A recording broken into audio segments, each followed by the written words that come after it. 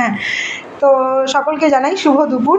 তো আজকে দুপুরে স্পেশাল মেনুতে আর কি আছে তোমরা তো দেখেই বুঝতে পারছো। এই দেখো মাটন বানানো হয়েছে, আর এই যে সকালে তখন রান্না করছিলাম কচু শাক মাছের মাথা দিয়ে, আর এই দেখো সরষে ইলিশ। তো আমি তো জানি যে তোমাদের সকলেরই পছন্দ সরষে ইলিশ, তাই না? অবশ্যই জানিও কিন্তু কমেন্টসে যে কার কার ইলিশ মাছ পছন্দ। তার সাথে দেওয়া হয়েছে দেখো মিষ্টি, দই, এই যে দেখো আম, এখানে মাংস সাজিয়ে দেওয়া হয়েছে, এখানে মাছ দেওয়া হয়েছে, আর এই যে কচু শাক, আর এই যে ভাত এখন এই যে খেতে শুরু করছে। তো দেখো চল শুরু করে দাও তুমি খেতে। মিষ্টি টিষ্টি রাখা হয়েছে, আরও যদি কোনোটা পছন্দ হয় তো খেতে পারবে।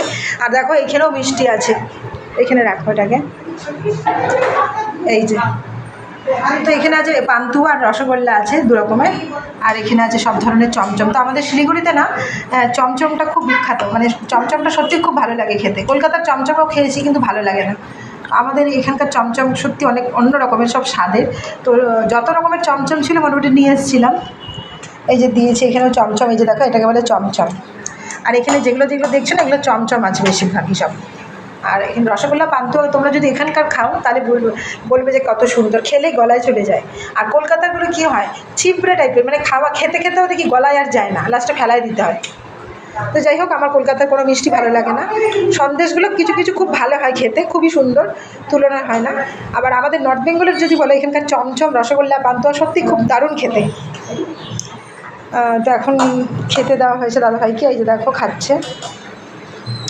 তো তোমরা দেখে নিশ্চয়ই বলছো যে আমাদের বাড়িতেও তো আজকে হয়েছে অনেক কিছু, তাই না?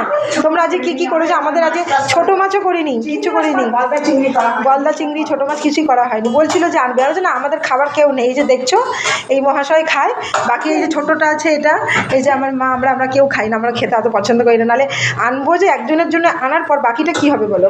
একজন তো নয় খাবে, আর কতটা খাবে?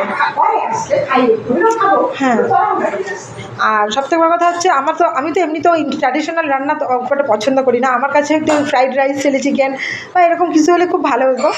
ও কোল্ড ড্রিঙ্কসও আছে, তোমাদেরকে তো দেখানো হয়নি, কোল্ড ড্রিঙ্কসটা তো বাড়ি করা হয়নি।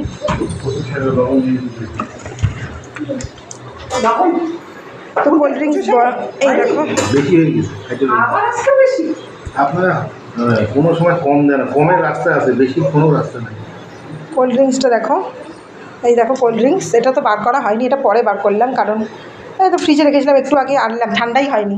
আর দোকানে দেখেছি বেশি ওরা ইয়ে করে না, বেশি ঠান্ডার মধ্যে থাকে না ওদের ফ্রিজে, ওই বাড়িতে এনে আবার ভালো করে ঠান্ডা করতে হয়।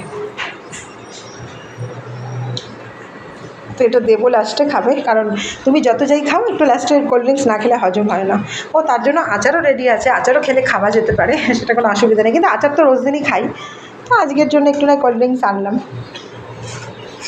তো এখন দেখা যাক, আমরাও খাবো একটু পরে। তো ভিডিওটা এখানেই শেষ করছি।